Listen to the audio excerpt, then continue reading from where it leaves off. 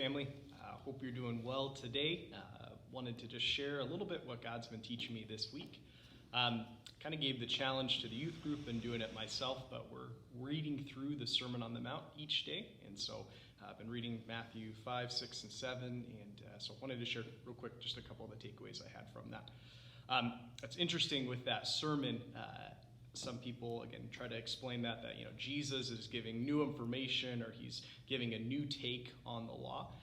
But I really think in that passage what he's doing is really giving God's original heart and intention for the law in the first place. And so you kind of get that idea when Jesus says, you've heard it said, but I say to you. And then he gives explanation. He talks about a wide variety of things such as anger or lust or anxiety and how we typically understand those things, and then gives God's original heart and intention behind that. So as I thought about that, I think it's really interesting as we think about this season with the coronavirus.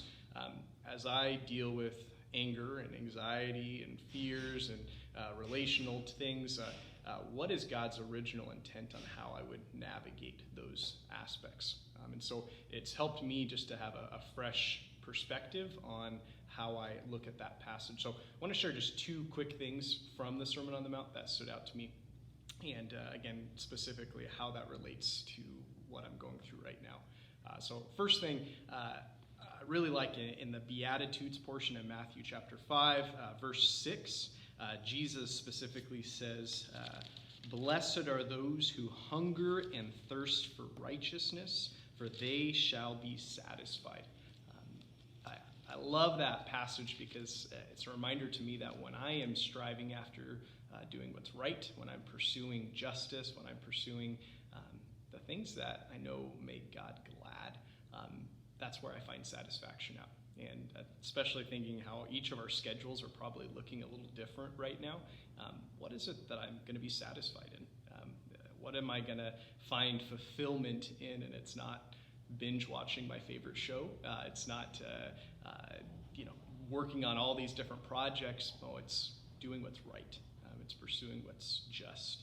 And so that's just a good reminder to me that that's where I find my satisfaction at. The other thing, just in light of what's going on, that has just been a little bit of a challenge is in verses 13 through 16 of chapter 5. It talks about how as disciples, we are the salt of the earth and the light of the world. And both of those are meant to be descriptions of how we interact with the world.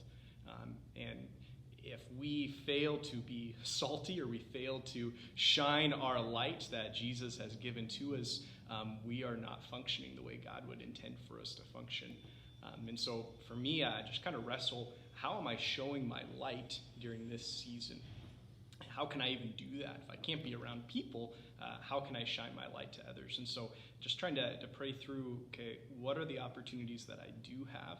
And, it's been a good challenge for me just to call people.